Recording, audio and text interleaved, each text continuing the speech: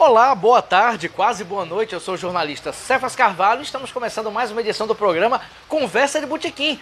Toda sexta-feira, 17h30, no Bardalos Comida e Arte, Centro de Natal, uma entrevista, na verdade um bate-papo com alguém que faz a cultura, que faz a arte, que faz a cidadania em Natal e no Rio Grande do Norte. No programa de hoje, como você já pode ver, eu vou conversar com a poeta, escritora e advogada Carmen Vasconcelos, que vai falar, claro, sobre literatura, poesia, obra dela e muito mais. Vamos receber nossa entrevistada, Carmen Vasconcelos.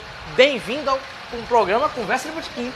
Agradeço muitíssimo, Cefas, a você, José Água, a Raquel, a Nanda, para todo mundo. Muito obrigada para vocês também que estão aí no Facebook, né? Isso, transmitido ao vivo. Obrigada para quem está vendo a gente. E daqui a pouco o pessoal vai comentar. Lembrando sempre que o programa é tido ao vivo no Bardalos. Quem quiser pode vir para o Bardalos, pode assistir aqui ao vivo. Mandar um abraço aqui para Márcio Capiglione, que está aqui, uma alegria vê-lo. Agradecer a Lula Belmont e Ricardo Nelson, que dão apoio logístico a gente. E, como a Carmen já disse, agradecer a nossa maravilhosa equipe. Sem essa equipe não teria programa. Raquel Luceno na produção, José Agro na filmagem, Ananda Carvalho, assistente de produção. Lembrando ainda que, como sempre, você pode, até deve, fazer comentários, pitacos, perguntas, sugestões, críticas pelo Facebook. Aí a produção vai trazer aqui e eu faço as perguntas para a Carmen de acordo com o tempo. Lembrando que é 1 hora de papo e o programa é interativo e a gente vai falar muito sobre literatura, vai falar muito sobre muitos assuntos. Mas, Carmen, assim, a primeira pergunta é uma curiosidade. O papo é de bar, né? Então, eu queria saber, eu sempre gosto de saber como a pessoa chegou naquilo que ela é.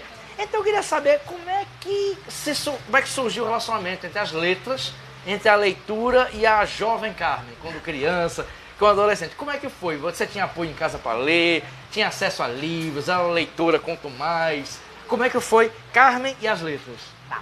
Antes de responder, eu também vou agradecer a Lula e a Ricardo e ao Bardalos. Tá? Bom, não foi Carmen jovem, não, foi Carmen criança mesmo, quase bebê. Olha, você sabe que eu com 2 anos, reza a lenda, que eu com 2 anos sabia o alfabeto de cor. Nossa. Naturalmente não sabia o que estava dizendo. Mas reza também a lenda que a minha avó andava comigo nos braços para que... eu morava em Angicos, né? Eu sou de Angicos. Nasci em Angicos. Então, eu morei em Angicos até 14 anos. Bem, e aí ela andava comigo nos braços mostrando para todo mundo que eu sabia dizer o alfabeto de cor. Então eu e as letras, como você pode ver, eu era quase um bebê. Você ficava o quê? A, B, C, provavelmente, F, eu não me lembro. Pela rua? Eu não me lembro, eu estou contando. Sim, o que lhe contava. Porque a minha memória, embora eu tenha memória dessa época, eu acho que tenho, assim... Você sabe que a memória é uma coisa que a gente não sabe se tem ou se contaram, mas eu acredito que eu tenha.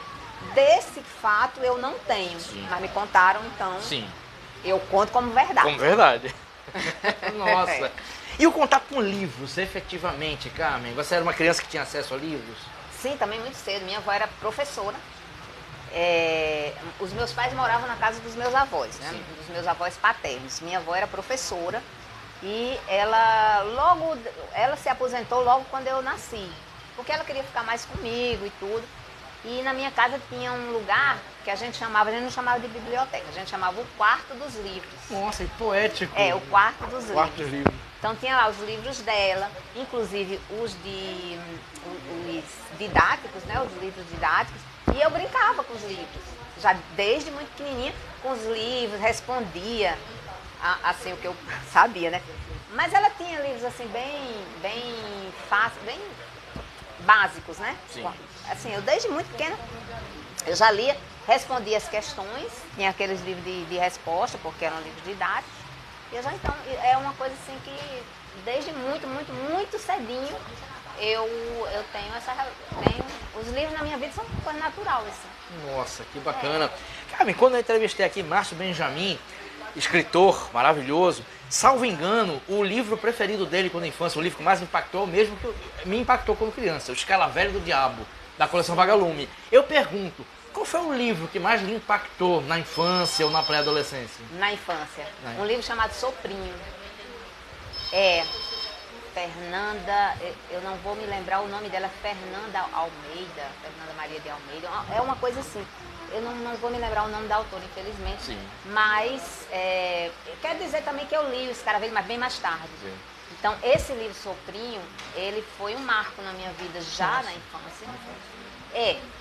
Porque assim, desde muito cedo eu já ouvia histórias de fadas, eu gostava muito. E ouvia também histórias da mitologia grega.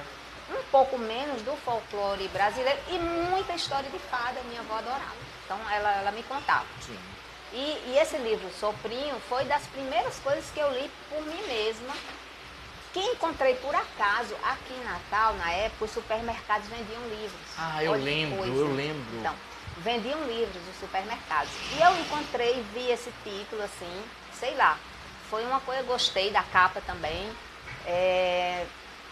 Eu já sabia ler, é um livro que tem muita palavra, não é um livro de muita figura. Sim. Hoje em dia tem uma edição que já é mais ilustrada, mas essa primeira edição que eu li, não. Então, eu vi esse livro e eu li, e esse livro me encantou tanto, porque é um livro que conta histórias de fadas. Porém, é também um livro que tem uma jornada de herói, na verdade dos heróis, porque são 4 crianças que conhecem uma quinta, só que essa quinta criança é uma criança encantada, que se chama Soprinho. Sim. Ele é uma criança feita de vento. E esse livro, Cefas, ele me ensinou desde muito cedo, embora eu não tenha feito essa leitura, só tenha feito essa leitura depois, mas ele me ensinou a lidar com medos.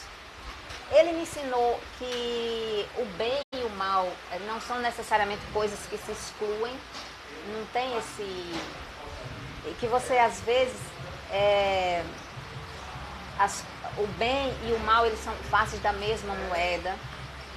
Eu vou só ilustrar para lhe dizer essa história do bem e do mal, que assim, no final desse livro, vou dar spoiler, sim. Sim, pode dar spoiler. A rainha das fadas, ela casa com o gigante que era a tempestade. Porque a tempestade, o livro todo, a tempestade era tida como uma coisa ruim. Sim. Mas na verdade, desde sempre, as crianças tinham que lidar com a tempestade, saber como lidar e não destruir o gigante. E aí no fim há esse casamento, que é muito bonito e tudo. Então tem o livro todo, ele tem lições que eu acho que não de uma forma racional, eu não sei como, mas que eu aprendi muito cedo. Mais tarde é que eu fiz essa leitura, dessa coisa de lidar com os medos. Assim, os medos são sempre do nosso tamanho. A gente é que pensa que eles são muito grandes, que aparecem medos do tamanho de dragões, sim, medos do tamanho de navios. E aí depois que os meninos resolvem enfrentar os medos, diminuem de tamanho e eles ficam do mesmo tamanho. Então, são coisas assim, muito interessantes. Eu li muito criança, tinha 6, 7 anos. Depois eu reli várias vezes durante a vida, inclusive já adulta. Obviamente, ele não tem o mesmo encantamento, sim, que tinha quando eu era criança, né? Até porque eu já li, né? E quando você lê pela primeira vez é que tem. Mas enfim, esse livro foi realmente, eu acho que um livro de formação para mim. Que história bonita. Acabou, pelo que você falou, de aprender a enfrentar os medos, serviu mais como autoajuda do que os livros de autoajuda, né? A literatura... porque não era um livro de autoajuda. Então, né? A literatura funciona como autoajuda. Pois é, mas não era um livro de autoajuda. Era um livro que colocava você como um indivíduo no mundo, que lá no livro era um mundo mágico, né? Era um mundo mágico. Você só entrava nesse mundo por uma determinada porta, que era a porta certa, não sei o quê. Tem toda uma simbologia, né? É muito literário, sim, é muito poético. Tem coisas muito bonitas nesse livro. Se eu fosse falar, a gente ia ficar ali uma hora falando só desse livro, ficaria. Porque assim, olha, eu só vou dizer pra você, eu dei esse livro de presente pra um monte de crianças da minha vida. Que maravilha! Eu fiquei interessado. Fernanda Lopes de Almeida, lembrei o nome dela. Almeida. Fernanda Lopes de Almeida é o nome da autora. Vou procurar. E aí conforme chegou, eu falei que eu li Escaravelho do Diabo, aí li todos aqueles da idade, mas aí chegou a adolescência. Aí na adolescência eu já fui para outros ramos. E quando você ficou adolescente, Carmen, mudou o ritmo de leitura, mudou o tipo de leitura, como é que foi? Aí eu li de tudo. Eu lia muito quadrinho. Eu li Escaravelho do Diabo. Olha, eu li Adelaide Carraro, já assim, com 12, 13 anos. Cassandra Rios, com 12, 13 criando escondida. Escondida. Porque eu era uma criança muito curiosa. Nossa. Então eu li essas coisas todas, eu li. Adelaide Carrara e Cassandra Rios formaram, né? Uma geração, né? Eu li na pra minha quem sabe que depois não li mais. Adulta não li. Eu acho que quem mais lia era adolescente. É igual a Carlos Zéfiro. Eu li a Carlos Zéfiro com 15 anos. Depois nunca mais. Os interesses passaram a ser Mas eu lia outros. Mônica, eu lia Luluzinha, adorava Fantasma. Lembra de Fantasma? Lembro Fantasma, lembro. Amava Fantasma. Mandrake. Aí tinha Riquinho. Isso. Bolota, não era? Era. Eu lia tudo isso também. Nossa. E eu lia uma revista que era dos anos 50, do SESI, chamava Cezinho. Eu lembro. Essa revista, ela tinha histórias da mitologia grega, histórias do folclore brasileiro, que eram histórias brasileiras, histórias de todo mundo, que eram histórias, assim, lendas europeias. Tinha era uma revista bem diversificada.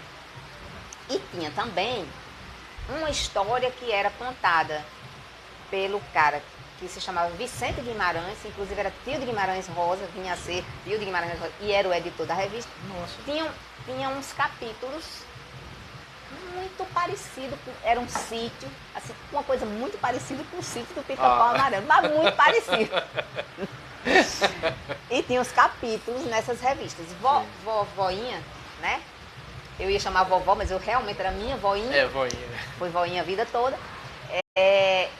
Ela tinha encadernado essas revistas. E eu também lia isso. Nossa. E quando da juventude passou aquele momento que a família começa a cobrar um destino profissional, que começa... Você falou que veio morar em Natal com 14 anos, então você já estava em Natal, de Angicos para Natal. Aí quando começou a fase de, naquela época era vestibular, né? Prestar vestibular, a família cobrando, como é que ficou a questão do interesse pelas letras, da leitora com a jovem que precisava, enfim, tomar seu caminho profissional? E como é que ficou a literatura nessa fase? Bom, de fato eu vim pra cá com 14 anos para estudar, né? Para estudar que a época era segundo grau. Hoje é médio, ensino médio. Enfim. Vim para isso, né? Mas eu nunca vi isso como uma coisa excludente, não. Eu continuava lendo. Aí eu já lia Vinícius de Moraes, tá? O primeiro poeta que eu li foi Olavo de Lá, antes. Nessa época eu lia Vinícius de Moraes. Hora de Reis, Estrelas. Olavo de Lá, que não tinha uma que era assim, a vozinha de 80 anos já tá tão fraca e velhinha. Sabe, era um poema, voinha que gostava de mim. Eu li, nos livros didáticos dela tem esse poema de Olavo de Lá. É bem famoso esse poema. E aí, meu pai queria que eu fizesse direito. Só que eu não queria fazer direito. Eu sempre fui uma pessoa muito tímida. E eu achava que quem fazia direito, de alguma forma, tinha que se expor, né? Eu só pensava no advogado. Assim, nunca que eu vou chegar numa tribuna. Aquela coisa de filme americano, né? De defender no tribunal do júri. Jamais que eu vou chegar numa tribuna, uma pessoa muito tímida. E aí minha tia, ela era assistente social. E minha tia, ela foi bem importante na minha vida, assim, sabe? Desde criança, assim, minha tia, ela queria que eu conhecesse as coisas. Ela me levou para viajar de avião pela primeira vez, quando eu era bem criança. Depois ela me levou para comer pizza aqui, que eu não sabia o que era pizza. Ela me levou na Casa da Maçã aqui, para eu lanchar e tudo. Nessa época eu ainda morava em Angicos, tá? Ela me levou, então tudo na minha vida, a primeira vez, as coisas foi ela. Ela me levou para o Rio de Janeiro pela primeira vez, aí me levou para o Sambódromo, nessa viagem, eu tinha 17 anos. E de Angicos para o Sambódromo, né, Raquel? Não, mas nessa altura, antes eu já tinha viajado de avião para Recife, tá? Porque ela queria que eu viajasse de avião, então, primeira vez eu era mais criança. Rio, ela queria que eu fosse para o Rio e tal, me levou para o Sambódromo, pai foi em 82, eu tinha 17 anos, e foi bumbum, paticubum pro Gurundu, que era o Império Serrano. Você assistiu ao vivo lá? Eu não vi o Império Serrano, porque o Império Serrano, na época, não tinha essa limitação de tempo que tem. Ficava até 11, 12 horas. O Império Serrano foi a última escola que desfilou. E vou dizer uma coisa pra você, eu tava lá, quando a Mangueira passou, tipo umas 2 horas da manhã, Cefas, sai todo mundo. É impressionante como a Mangueira é uma escola que mobiliza todo mundo. O povo ficou até a Mangueira, na noite que eu fui, o povo ficou até a Mangueira passar. Quando a Mangueira passou, o pessoal embora. Acredito, eu vi o Império já no hotel que eu tava, na televisão, né? Já 11 horas e tal. Mas enfim, a minha tia também me levou pela primeira vez a um bar, que foi o Bar do Buraco, em Ponta Negra.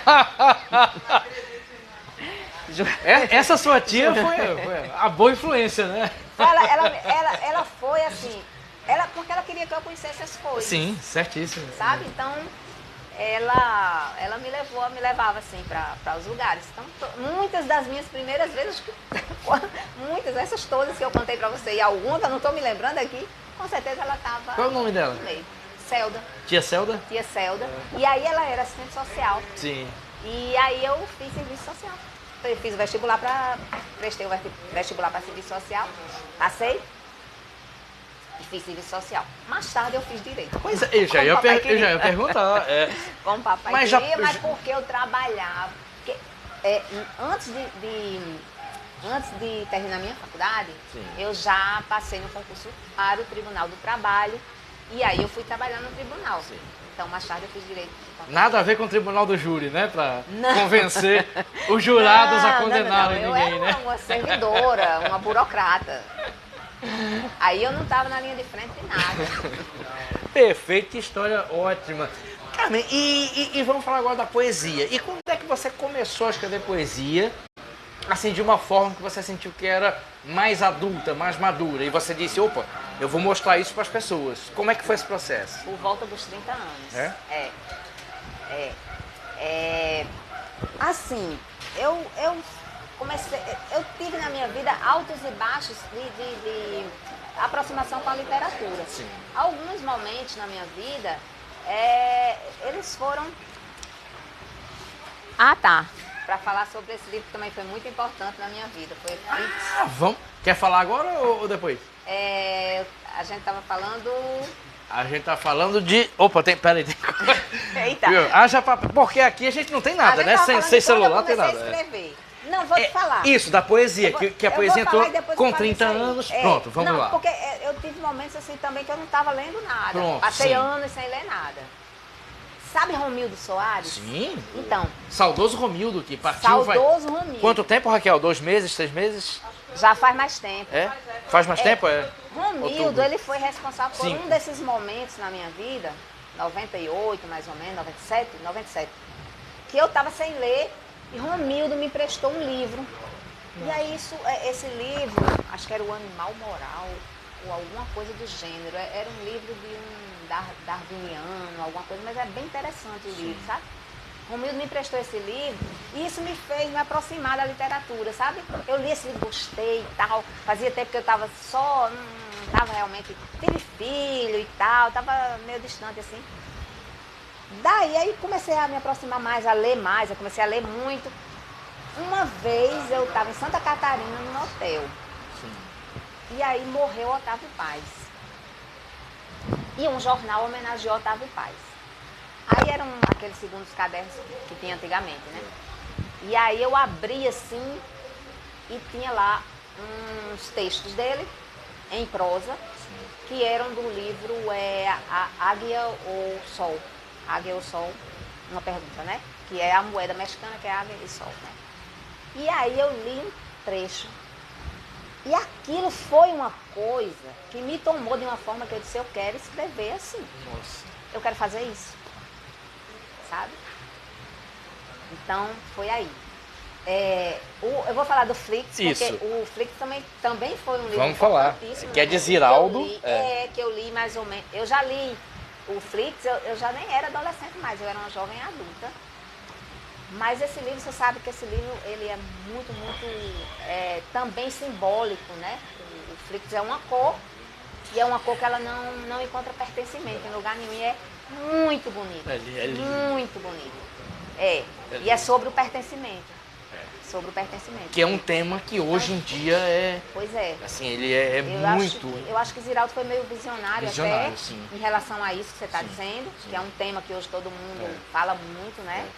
E esse livro também foi um livro que porque o Flix você pode ler pelo viés do racismo, você pode ler pelo viés da LGBTQIA, O Flix permite várias leituras. Permite. Né? Permite. Sobre justamente pertencimento e inserção. Eu acho que tem a ver também com exatamente o que você está sentindo, né? Sim. No meu caso, como uma pessoa branca, inserida, por exemplo, numa estrutura racista, que eu ainda não tinha questionado, nem tinha visto ninguém questionar até então, Sim. eu jamais poderia ler por esse viés que você está falando. Eu li por aquela coisa de eu ser tímida, Sim. Isso. sempre fui, de chegar aqui em Natal e aí perdi o meu pertencimento quando eu cheguei aqui, porque eu fui estudar no colégio de elite e foi meio complicado. Eu era uma menina do interior muito, além de tímida, eu era mesmo assim, eu era do interior, né?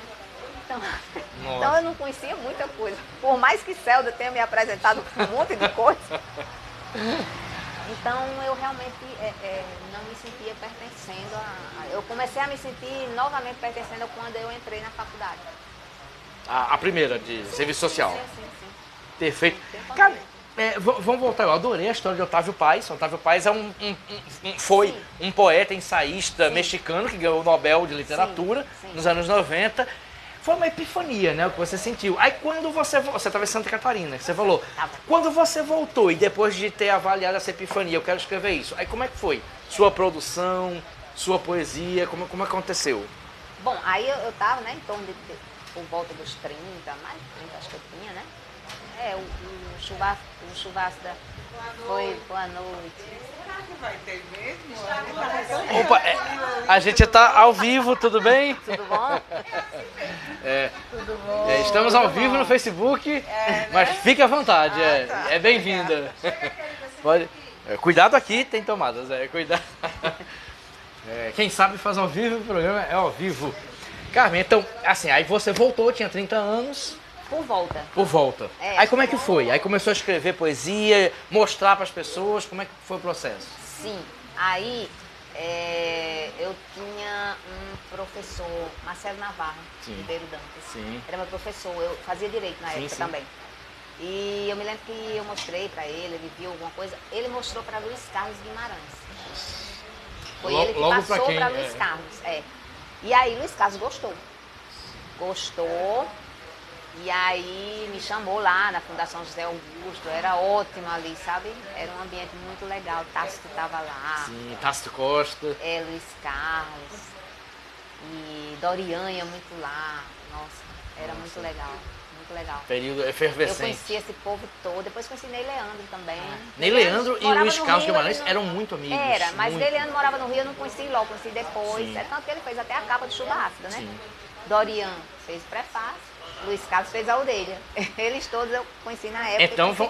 Então vamos falar do processo do Chuva Ácida. Tácito é assim, meu amigo, muito amado mesmo desde essa época. Tácito é uma espécie de militante, né? Ele tem um amor pela poesia, né? Pelas letras, isso é uma coisa pela fantástica. literatura. A devoção que Tácito divulga, né? Poetas, é uma coisa linda. Mas como é que foi o processo? Carmen, você falou isso, que contou a história, mas aí você começou a escrever, Não, aí eu tinha era quase um caderno, viu? Sim. Volume. Sim. Né? Que ele mostrou para Luiz Carlos. Sim. Aí Luiz Carlos disse que ele editava o Galo. Sim.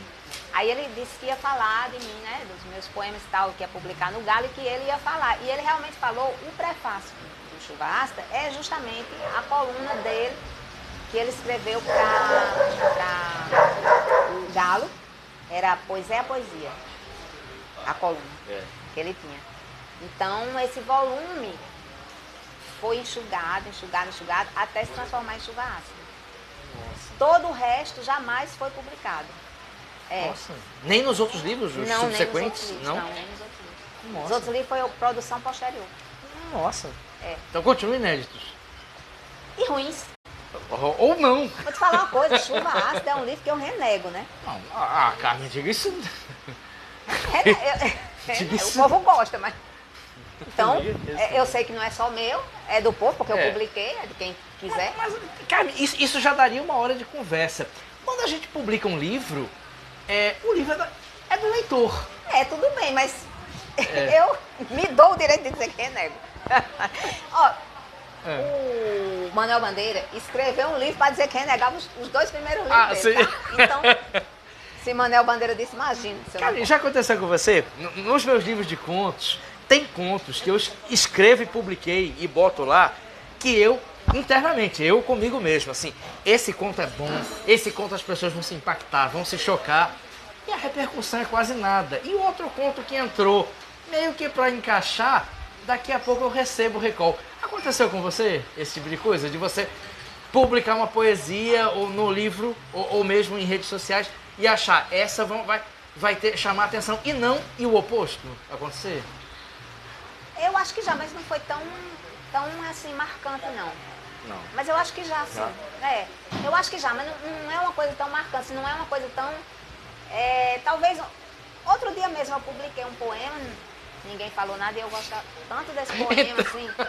Mas não foi uma coisa assim, ai, mas eu esperava mesmo que... Porque a gente sempre, sei lá, enfim, eu gosto do poema. É um poema, eu gosto porque ele conta uma historinha. Sim.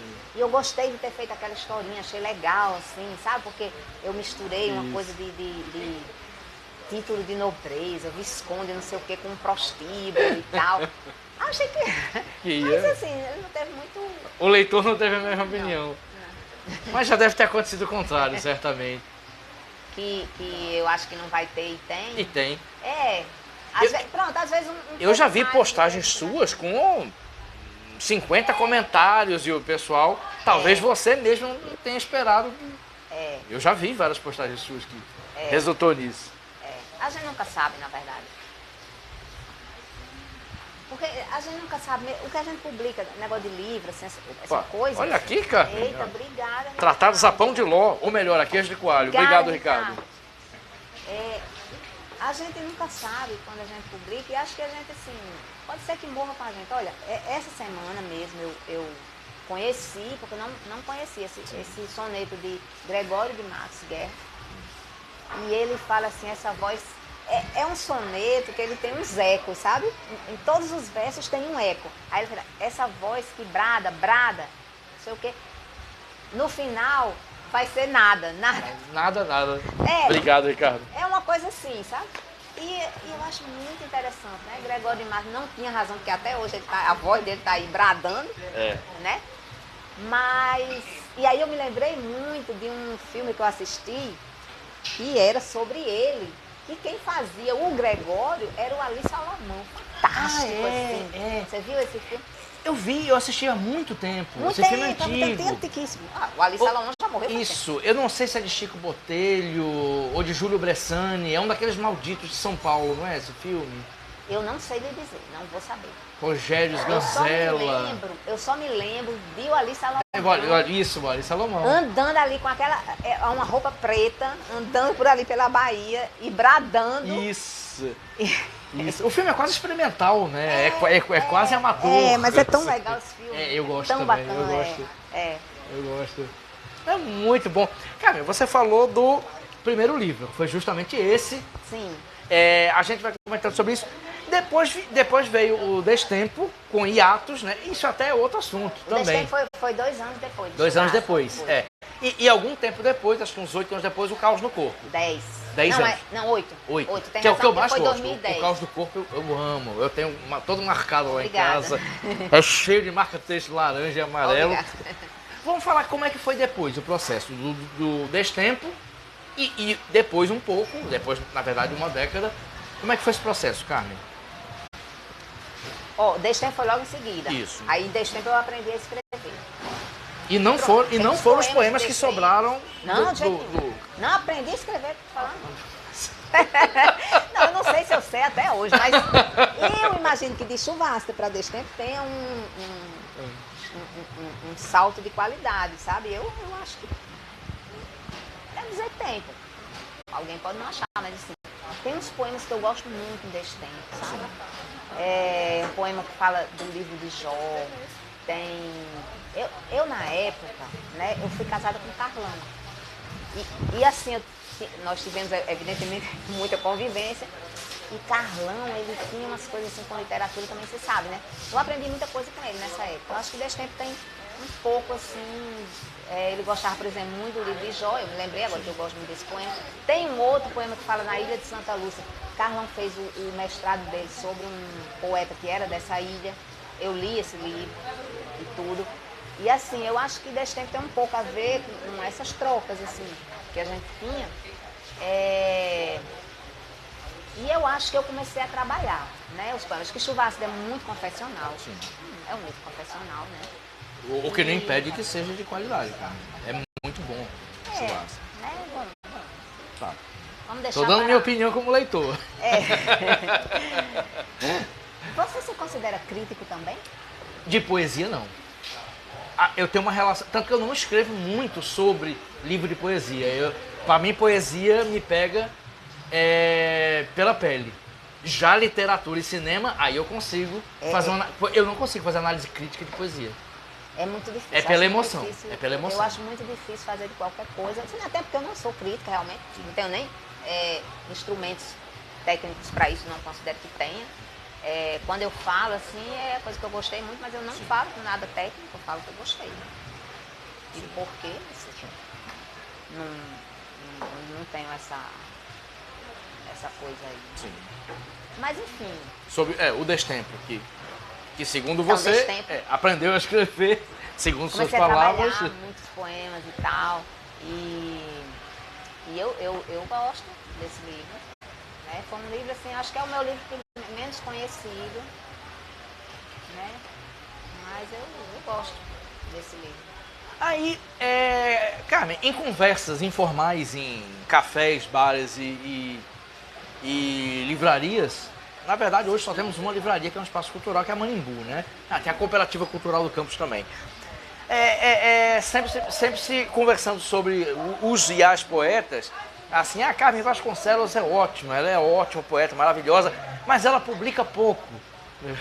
Já falaram isso várias vezes, pelo espaçamento.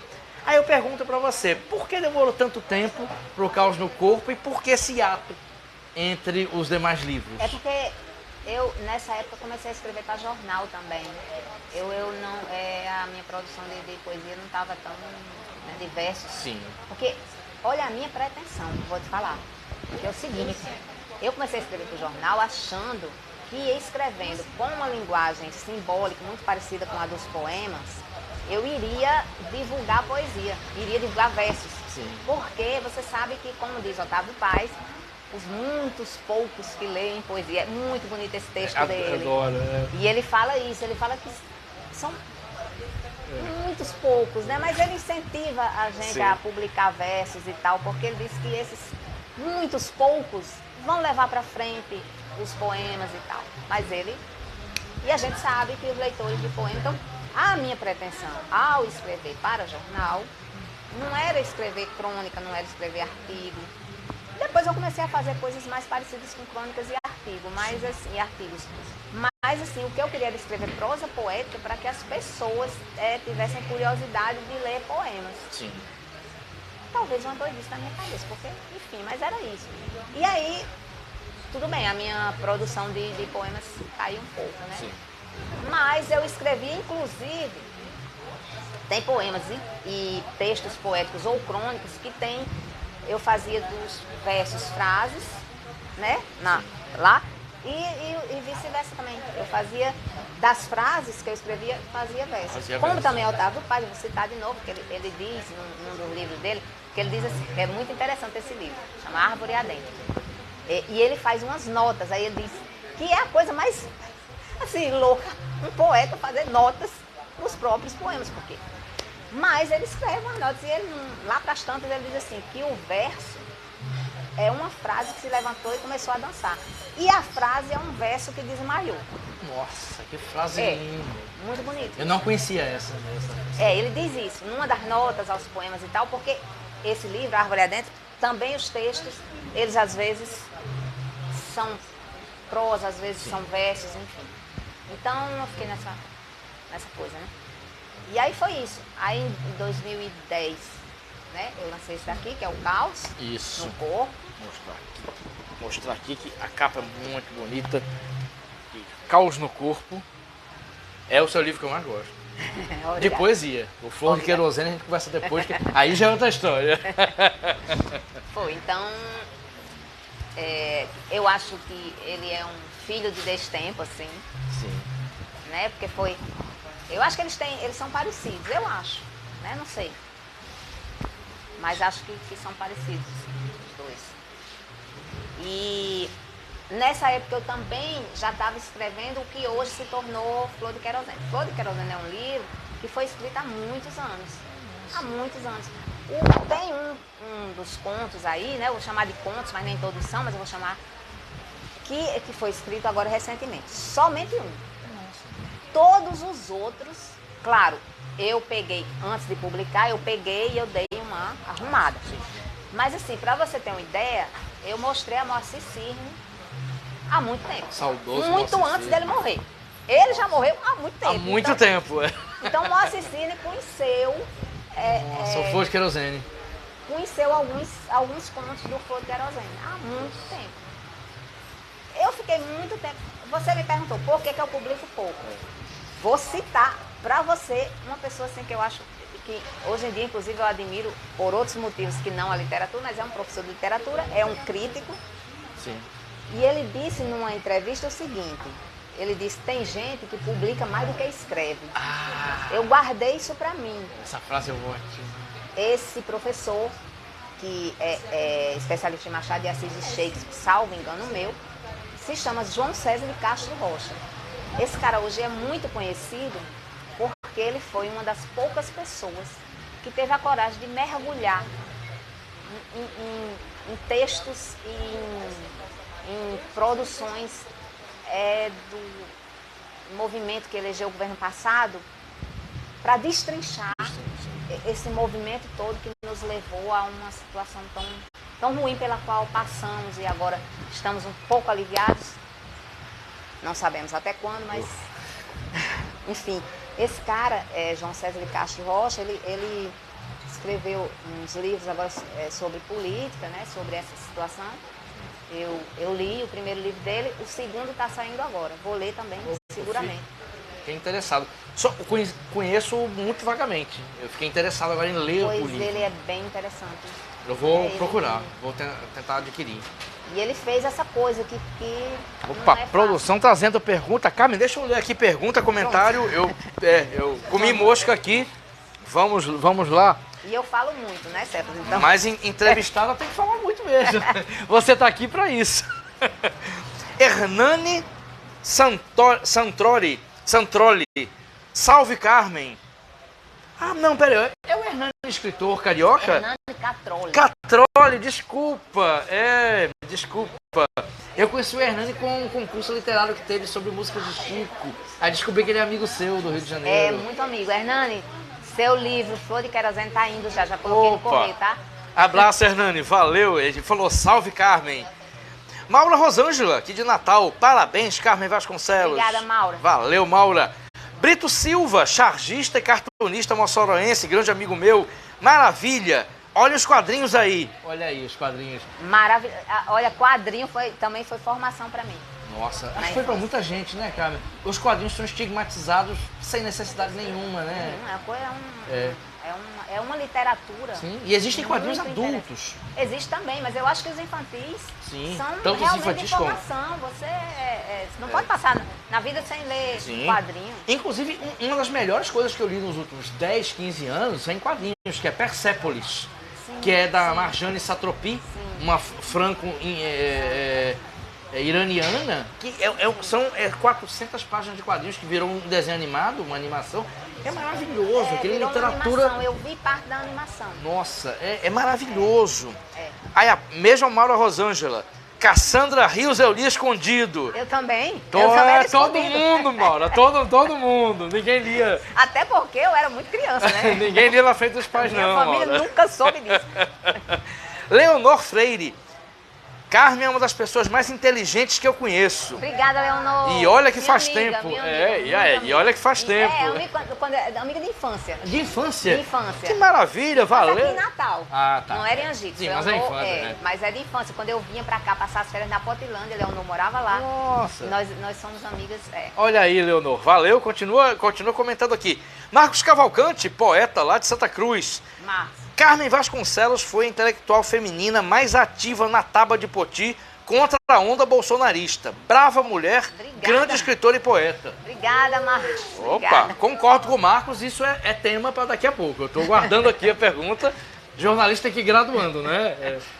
Esgota o assunto de literatura, vai para política, a gente chega lá. Você que sabe. Jane Araújo, citada. Jane Araújo, que é poeta, escritora, querida. Isso, beijo, Jane. Poeta maravilhosa. Que é acariense, mas mora em Ceará Mirim. Sim. Né? Mora ali em Ceará Mirim. Um grande beijo pra Carmen, de quem sou fã e grande admiradora. Eu também sou sua fã. Da já, poeta e da mulher maravilhosa. Um beijão pra toda a turma do Bardalos. Total. Um beijão pra toda a turma do Bardalos e do excelente Conversa de Botequim. Valeu, Jane. Beijo. Que bom que tá acompanhando. Carmen, vamos continuar na literatura pra gente partir pros assuntos Tá bem. que a literatura aborda, né? Digamos assim, mas que são paralelos à literatura. Os livros de poesia completaram depois de você escrever um livro de crônicas e um de contos.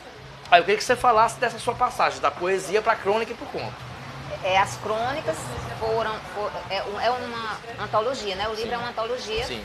Foi aquilo que eu falei pra você. Eu comecei a escrever pro jornal, né? Tomei gosto. Sim. Comecei a escrever, querendo escrever prosa poética para pretensamente divulgar poesia no jornal, né? Depois tomei gosto, aí comecei a escrever textos mais parecidos com crônica, com artigos. Eu tenho uma certa dificuldade até técnica mesmo, saber exatamente o que é aquele texto às vezes, sabe? O que é artigo, que às vezes ele... Tipo, eu tava... porque desmaiou e... Sabe, assim, pode ser que eu comece como uma crônica, depois ele... Você escreve e pronto. Escreve sem se preocupar muito com o que é, com o gênero. Mas eu acho que isso vai mudar, doravante. Eu pretendo que mude, doravante eu pretendo escrever contos mais voltada mesmo para estar escrevendo contos. Eu acho que Flor de Querosene tem textos que realmente não são contos, né? Mas Flor de Querosene foi um livro que ia ficar na gaveta, né? Porque você sabe, faz muito tempo, como eu falei. Sim. Mas eu disse, poxa, eu acho que tem gente que publica mais do que escreve, mas eu penso muito nisso, sabe? Também não precisa escrever tão pouco. As árvores sendo derrubadas. E você sabe que eu sou uma pessoa, nesse sentido antiga, não sei se...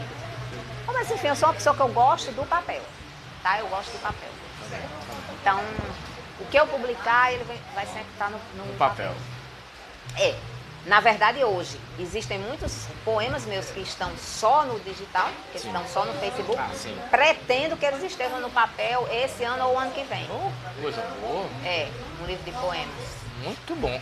Eu publiquei já vários, quase todos, eu acho, no Facebook. De vez em quando eu publico, mas pretendo que eles estejam no papel daqui a pouco. Muito, muito bom. Eu vou falar mais sobre Flor de Querosene, mas, cara, deixa eu lhe perguntar, cara. Pergunta, tipo as perguntas que Marília Gabriela fazia. Peibuff.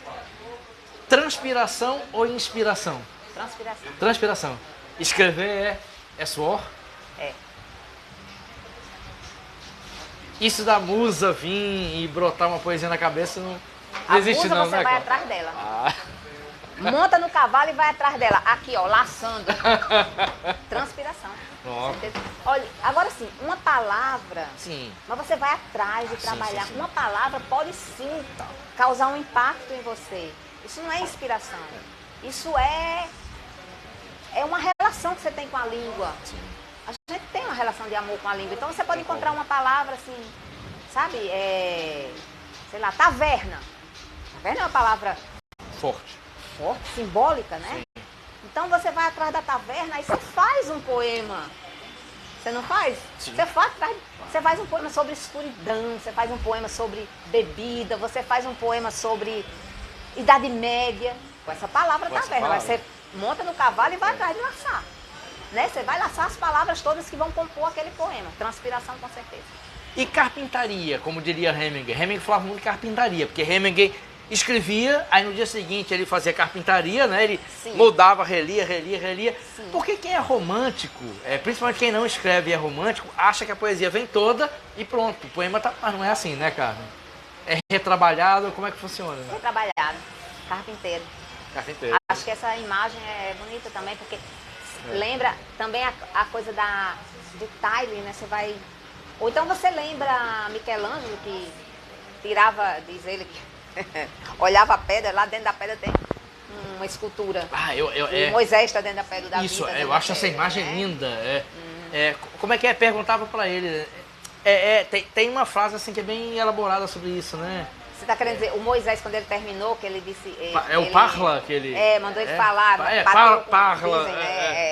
É que sobre o mesmo Michelangelo, salvo engano, se não for exatamente assim, quem estiver assistindo e souber da história, me desculpa.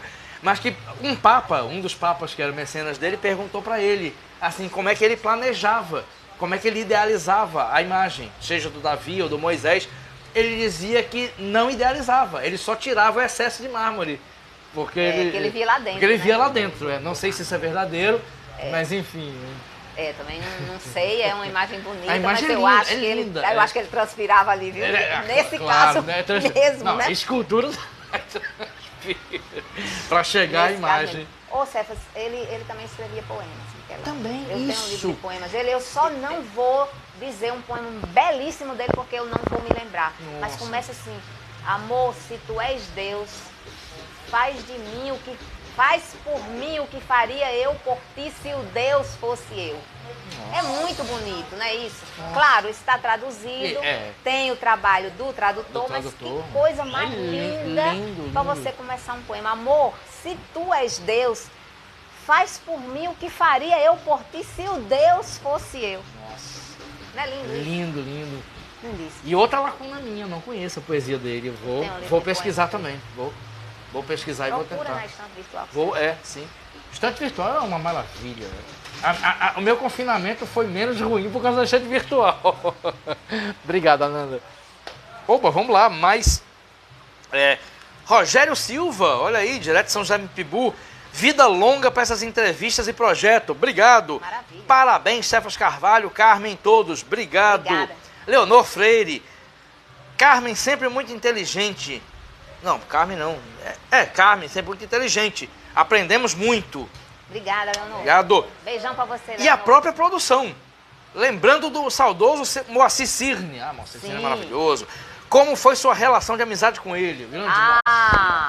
Ele era quase um personagem, né? Olha, é o seguinte.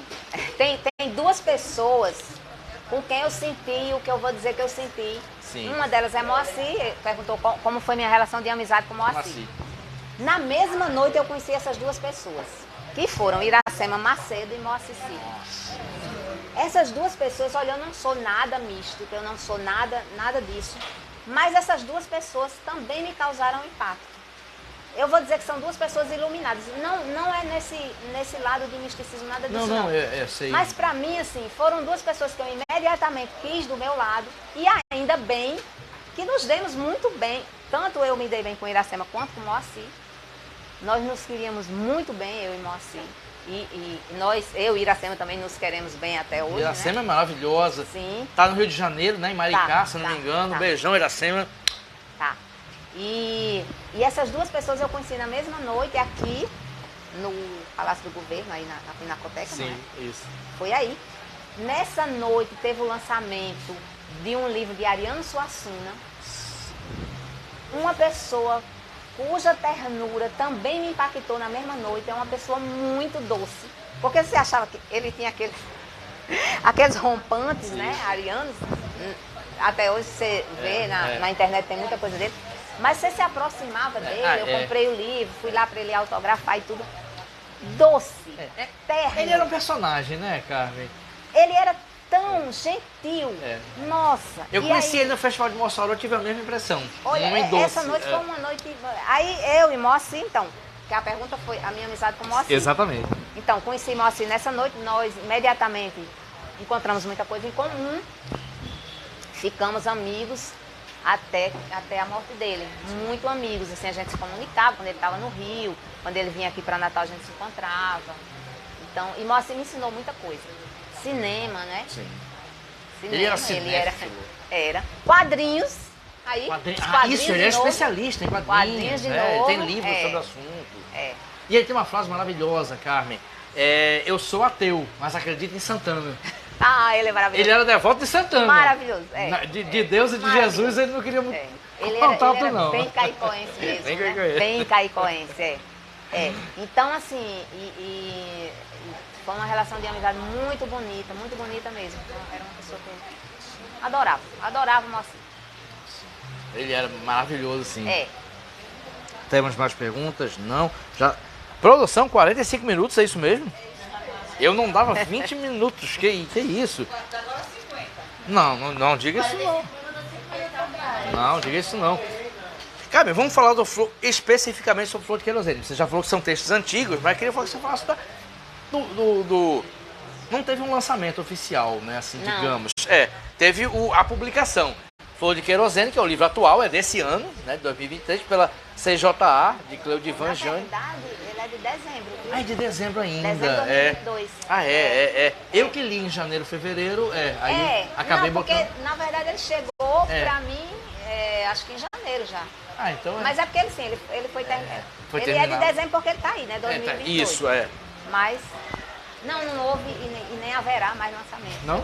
Você não gosta de lançamento, né? Não. Eu sou tímida. Falei pra você, eu sou de Angicos. Quer dizer, não tem nada a ver. Não, Angicos não tem nada a ver. Os angicanos que eu conheço, que são a Luísio Alves e aqui... Nada tímida. Nada tímida. Não, eu sou tímida. Isso não tem nada a ver com Angicos, nada a ver com nada. Tem a ver com minha vida mesmo.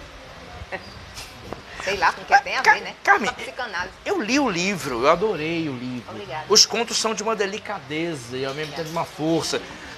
Fala um pouquinho sobre as temáticas que você coloca, a questão feminina, a questão da sexualidade, a questão de não ter medo da sexualidade. Os contos falam muito sobre a questão erótica, a questão de autodescoberta.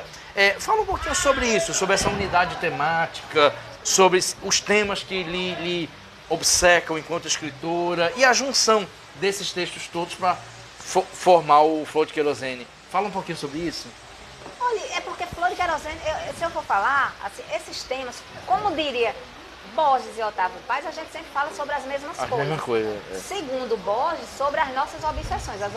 Ele disse que os escritores têm umas obsessões. As dele, ele falava que eram espelhos, tigres, isso. Espadas. Isso. E mais umas coisas. Ele falava isso. Ele listou, uma vez ele fez eu tenho esse livro. E bibliotecas. E livros e bibliotecas, né? Que ele era obcecado. Também, ele falava também muito era como é que chama? Metalinguagem? Metalinguagem, ele falava muito sobre o próprio ato de escrever. Exatamente. Eu também falo um bocado. Mas assim, Otávio Paz também disse que ele disse, o escritor passa a vida inteira falando sobre a mesma coisa. Aí sabe qual é a diferença? Quer dizer, sabe por quê? Essas mesmas coisas viram grandes obras? Sim. Por causa da técnica. Sim. Por causa da transpiração, por causa da relação com a língua. Isso. Porque você está sempre falando sobre a mesma coisa. E, aliás, sobre coisas que provavelmente outras pessoas foram obsessões para outras pessoas, porque, na verdade, a gente fala sobre a condição humana. Sim. Então, você falou aí o quê? Sexualidade, o que mais? Sexualidade, erotismo, a condição feminina tudo em todas as suas é... vertentes, tudo que é uma coisa que tem na sua poesia também. Tudo isso a condição aí feminina. Faz parte da condição tanto humana. na sua como na de Iracema Macedo, que é uma coisa que eu gosto muito. Tanto em uma como em outra. Então, mas tudo isso faz parte da condição humana, né? Sim. Se a gente fosse... Como já o programa vai acabar, a gente não vai entrar na discussão sobre literatura feminina, não vamos entrar. Não vamos porque não tem tempo. Não, eu ia perguntar. Não vamos porque não tem tempo. A gente faz um tempo. Não tem tempo. Produção, pode ter tempo, né? Não, vamos prolongar.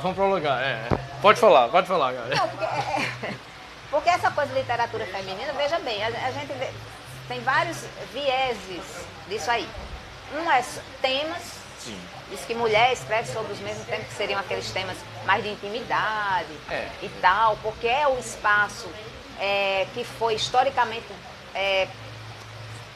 da mulher, que é o espaço da casa, o espaço mais íntimo. Então, nós escreveríamos lírico e os homens escreveriam o épico, né? Mas a gente sabe que não é bem assim. Né? Os temas sempre foram muito misturados. Na verdade, a mulher não tinha era voz, né? E a gente desconhece. Muita coisa que mulheres escreveram a gente desconhece. O outro viés seria, literatura feminina seria aquela que é escrita por mulheres. Isso. Né? Isso é meio assim, eu não gosto muito dessa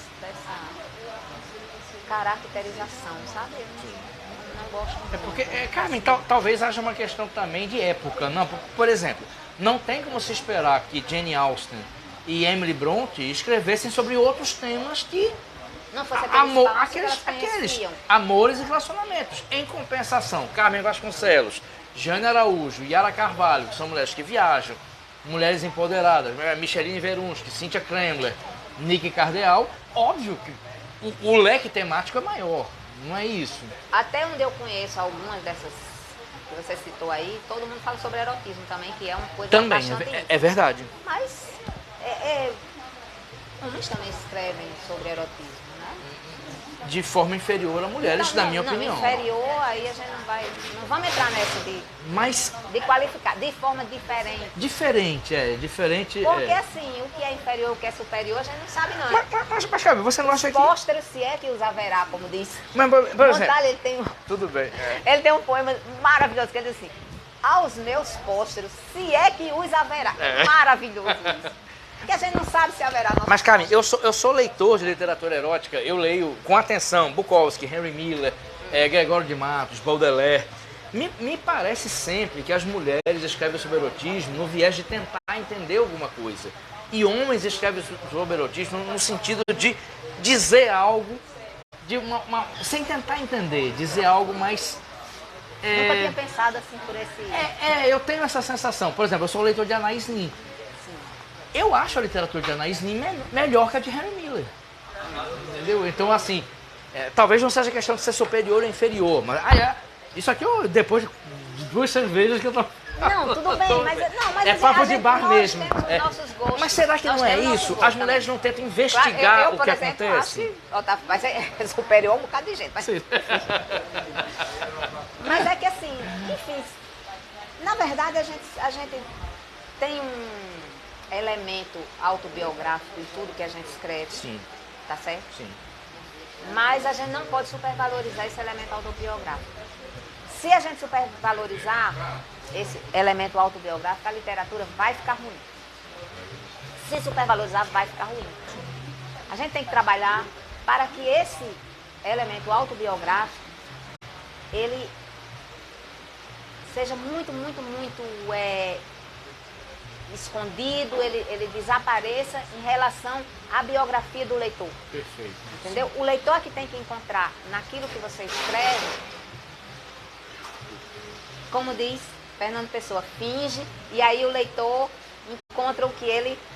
encontra a dor dele, né? A dor do leitor. Não só a dor, mas a alegria, assim, a esperança, sei lá o que você está pretendendo naquela relação com aquela leitura, né? Eu acho que leitura sempre foi uma coisa que me salvou, sabe? Se eu estou desesperada, eu recorro à leitura. Se eu estou querendo entender alguma coisa, recorro à leitura. Enfim, para mim, eu escrevi. A arte é a minha redenção. Para mim, o que me redime desse buraco da existência, né? Essa tragédia que é a existência humana, sim, que me redime disso aí é a arte. Principalmente a literatura. Sim. Não só, mas principalmente a literatura. Perfeito. Estamos aqui no programa Conversa do Botequim. Dá tempo de mandar as últimas perguntas. Estamos aqui na reta final, mas tem tempo. Eu tinha aqui mais 58 perguntas, mas vou fazer mais 3 ou 4. Quem quiser fazer, dá tempo ainda. Lembrando que o programa tem produção de Raquel Lucena, José Agro na filmagem, Ananda Carvalho com assistente de produção. Obrigado, Agro. Nós temos apoio de Adurne Sindicato, Anoreg, Sindipetro, Sinmed, Quintas Literárias da Manimbu e Brahmani, Pesquisa e Comunicação. Grande abraço, Jorge Lau. Opa, olha aí, tem pergunta e tem aqui Elvira Maria, que é frequentador do Beco da Lama. Boa tarde. Oi, Elvira. Olá, Elvira, boa tarde. Kátia Moraes, parabéns por esse momento descontraído que mistura conhecimento e descobertas. Obrigada, Kátia. Cada entrevistado colabora com a mala de descobertas, abraços e gostei de conhecer a linguagem da Carmen. Que Obrigada. bacana, valeu, Kátia. Maria da Vitória Freire, lá de Currais Novos, olha o seridó aqui. Parabéns aos jornalistas, parabéns, Sebas Carvalho. Ah, hoje é o dia do jornalista. Ah, é? Parabéns, Sebas. Obrigado, Carmen. A gente não tem muito o que comemorar, mas agradeço. Parabéns pra Márcio também. Ah, desculpa, Márcio Capeglione aqui. Parabéns pra Márcio. A gente não tem muito o que comemorar, né, Márcio? Mas registrada a data, né? Que um dia a gente tem que comemorar. E a imprensa precisa fazer uma autocrítica braba, né, Carmen? Porque a imprensa brasileira... Nossa, não vou nem falar que aqui dá mais uma hora de desabafo, mas... Vai dar uma onda. Às vezes a imprensa brasileira dá uma vergonha alheia. Assuntos, porque cada assunto desse que a gente abre, assim, é muito tempo para você esmiuçar. E acho que tanto você quanto eu, assim, nós temos uma coisa em comum, nós gostamos de aprofundar as coisas. Então, exatamente. Não dá pra gente dizer 3, 4 palavras, né? Eu tinha horror quando eu fazia programa de entrevista, que o bloco era de 15 minutos. Eu dizia, como é que eu vou entrevistar uma pessoa em 15 minutos? 15 minutos não dá uma questão, mas não, Sérgio, mas é o programa, paciência. Aí limita muito. Né? Limita muito isso. Nem o entrevistador consegue, né, perguntar o que ele queria e nem a pessoa entrevistada consegue se expressar. Mas enfim, é isso. Assim, Márcio deve ter vergonha alheia também, né, do jornalismo praticado hoje. Mas enfim, esse aí é outro assunto. Amanhã eu desabafo nas redes sociais sobre isso. Vamos falar em redes sociais. Carmen, você é muito ativa nas redes sociais. Eu sou seu admirador da forma como você se porta. Assim, eu tenho um grupo de 10 ou 12 pessoas, a maioria de mulheres. Na verdade, 8 ou 9, quase todas mulheres. Que tem um posicionamento nas redes sociais que eu admiro muito. Você é uma delas. Obrigada. Assim, eu lhe pergunto, qual é a sua opinião sobre redes sociais? É um ambiente tóxico, como algumas pessoas falam? Você tem muitos problemas? Eu já vi que às vezes pessoas comentam coisas que você não gosta. Ao mesmo tempo, é uma forma de divulgar o seu trabalho, o seu pensamento. Qual é a sua posição, a sua opinião sobre redes sociais? Tudo que você diz aí. Tudo que você disse aí. Vamos aprofundar. Não, mas aí eu vou... Porque primeiro você colocou a palavra tóxico, né? Sim. Não, vamos deixar isso para depois, assim. Tá. Primeiro, as redes sociais são instrumentos da gente divulgar nosso trabalho, da gente divulgar nossa opinião, né? Enfim, são primeiro instrumentos muito bons. Tanto as redes sociais quanto o resto da internet toda. A internet, você já pensou tudo que você quer saber. Se você não achar no Google, você procura no Alecrim, mas... no Alecrim tem. No Alecrim tem, No mas Alecrim provavelmente tem. você vai achar no Google mesmo, né? Então, são, assim, nossa, instrumentos maravilhosos da modernidade. A gente é moderno, né? Nós estamos no nosso tempo. Agora, tem essa coisa tóxica também. Tem. E tem, como diz Leonardo Sakamoto, falta amor no mundo, mas falta muita interpretação de texto. Muita interpretação de texto. A gente, às vezes, fala numa coisa, e aí a pessoa não gosta, a pessoa vem com uma argumentação que não tem nada a ver com aquilo que a gente está falando, sabe? Olha, eu vou dizer para você o seguinte, eu não vou no perfil de ninguém comentar nada. Quando eu não gosto, a não ser, eu comento quando eu gosto. Sim, isso. Às vezes eu comento no seu, né? Mas eu comento pouco, eu comento muito pouco. Aí, só que assim, as coisas que me tocam, aí eu tenho vontade de escrever. Aí eu vou lá. Aí a pessoa vem, às vezes, sabe o que acontece? Às vezes a pessoa comenta no meu perfil e não quer que eu responda. Mas, poxa, eu tô no meu perfil. No seu perfil. Eu vou responder. Enquanto você falar, eu vou responder. Não adianta, eu vou responder. Tá? Aí a pessoa vem com os argumentos. Ela começa rebatendo o que eu estou dizendo, mas depois ela vai com outro assunto. E eu não estou falando daquele assunto. Então, assim, eu acho que a gente deve ter interpretação de texto, procurar ter interpretação de texto, tá? E saber se a gente realmente quer responder. Não vá responder por impulso. Não vá. Às vezes a gente, né? Eu sei que às vezes a coisa toca e a gente quer responder na hora, por impulso e tal. Mas, sabe, não responda por impulso, porque às vezes o que pode acontecer é você ficar sem argumento e ficar querendo vencer no grito. Que aí não é legal. E isso acontece. Isso acontece comigo algumas vezes. Mas esses últimos dias eu nem estou escrevendo muito. Eu voltei, eu tô cursando letras, quer dizer, até quando eu não sei, mas estou cursando. Muito bom. Fiz o Enem 2021. E aí cursei o primeiro semestre, aí no segundo semestre eu saí porque fui trabalhar na campanha política e depois eu voltei. Agora eu voltei. Mas não sei se vou continuar com o curso, mas enfim. Como eu voltei para as aulas, não estou muito ligada nas redes, porque estou precisando dar um gás aí na faculdade, né? Perfeito. O programa está chegando na reta final. Eu vou pedir, Carmen, se incomoda em ler uma poesia, declamar uma poesia? Dá tempo ainda para a reta final das perguntas ou comentários. Quem quiser comenta aqui que Carmen ainda responde. Vamos ter declamação de poesia aqui. Carmen, você já foi homenageada aqui no Bardalos pelas Urgências Poéticas, né? Se não me engano, Raquel é produtora dos Urgências Poéticas. Não foi aqui no Bardalos? Foi, sim. Foi, eu lembro, eu estava aqui. Foi, nos 20 anos, era? 20 anos? 20 anos. Eu acho que foi uma efeméride dessa. Quase certeza que foi nos 20 anos. Foi algo, eu lembro. Insurgência, o churrasco de 2000 foi em 2020, eu acho. Foi antes da Foi antes da pandemia, antes da pandemia, sim. Foi pela... Foi. Vamos lá. Tiago. Me dizia muito, vamos fazer o churrasco. E Raquel, cadê Tiago Medeiros? Que disse que vinha publicamente. Tá em casa, tô em casa. Tiago Medeiros, cadê você? Ele disse publicamente que vinha. Ora. Olha, eu disse pra você que eu gostava muito de minha avó, desde sempre. Gostava de me contar histórias da mitologia greco-romana. E aí eu gostava muito. O meu Deus predileto, aliás, eu tenho dois, mas um deles é Hermes e o outro é Baco, né? Baco é o nome romano. E aí, eu acho muito interessante, sabe, essa história de Baco. Eu acho toda a história muito interessante. E aí eu escrevi muito sobre, usando elementos da mitologia grega, porque realmente a mitologia grega foi outra formação para mim de muito pequenininha, de muito criança. Né? Eu desejava muito que a religião grega ela continuasse. Eu era muito frustrada antigamente porque ninguém acreditava nos deuses gregos. As pessoas não acreditavam. Eu era muito frustrada com isso. Mas enfim, aí eu vou ler um poema, tudo isso para isso dizer seria outro... que em homenagem a Baco, eu tatuei um terço aqui.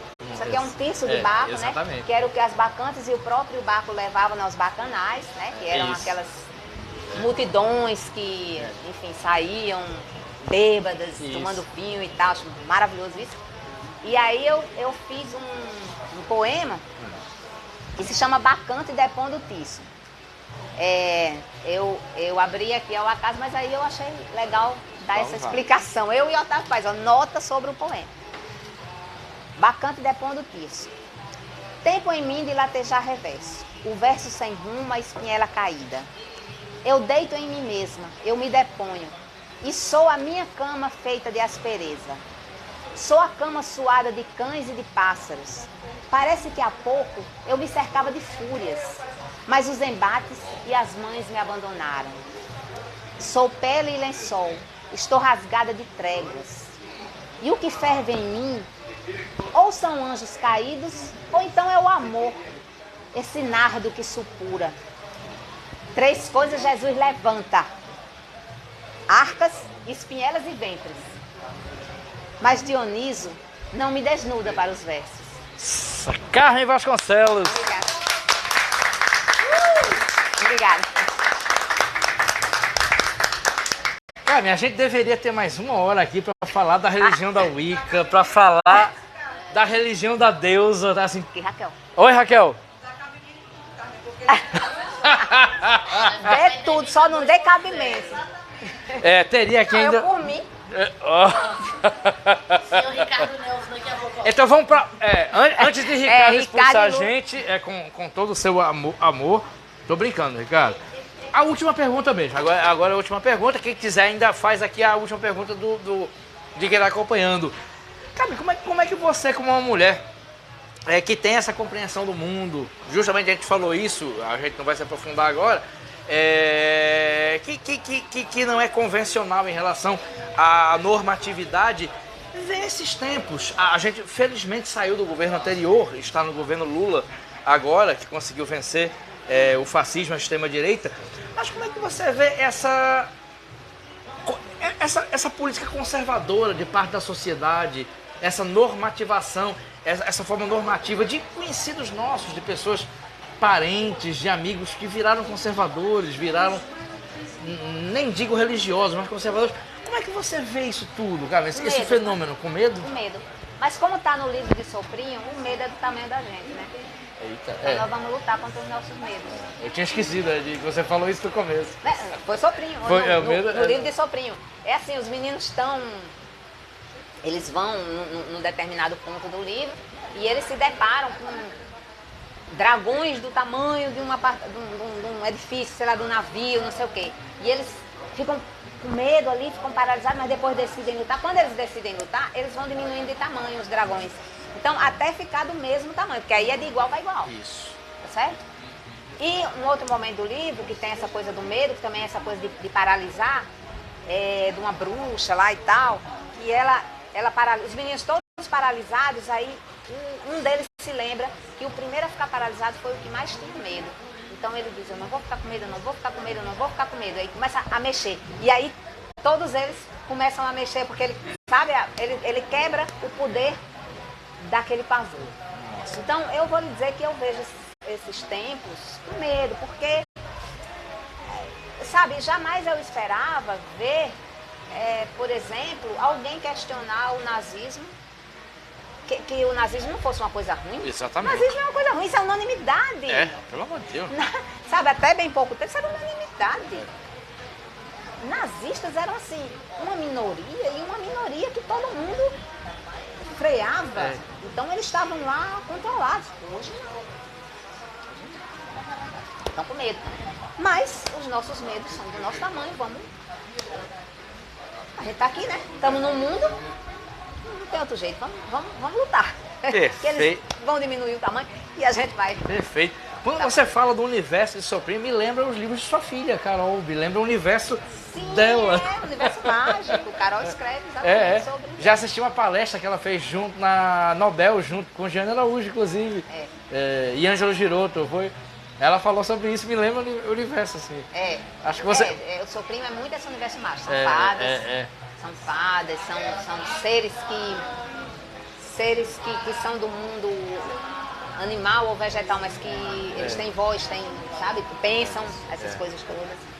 Que é muito a mitologia, né? Assim, a mitologia grega, a mitologia nórdica, né? Mas esse a fada, sim, né? Europeia. Sim. É uma coisa bem mais para europeia do que para elementos do Brasil. Agora tem uma coisa interessante nesse livro também, que é uma coisa tão bonita, bem poética, que tá chovendo um dia lá e os meninos acordam, eles estão numa caverna e eles dizem, a gente não vai poder sair, que dia feio que tá chovendo. Aí Soprinho diz, fez todo mundo os olhos, feio dia, fez todo mundo os olhos, abram e olhem de novo. Aí ela descreve que os meninos abriram os olhos e viram a chuva como uma cortina, por trás da qual todos os seres estavam felizes, porque os seres vegetais, as plantas estavam felizes, porque a chuva estava fazendo bem para elas. Né? Então era uma cortina, a chuva como uma cortina. Isso é muito bonito, é muito poético. Muito bonito. Esse livro eu fiquei curiosíssimo com esse livro. Esse livro é muito bonito. Agora, você é adulto. E assim, eu digo para você, eu não sei, assim, eu li esse livro pela primeira vez, eu tinha 6 anos. Sim, o impacto... Depois eu reli, fiquei procurando, relendo, sabe? Nossa. Procurando as edições e eu tenho uma edição dele, uma edição moderna. Que bacana. Muito, muito bom. Produção, temos mais perguntas?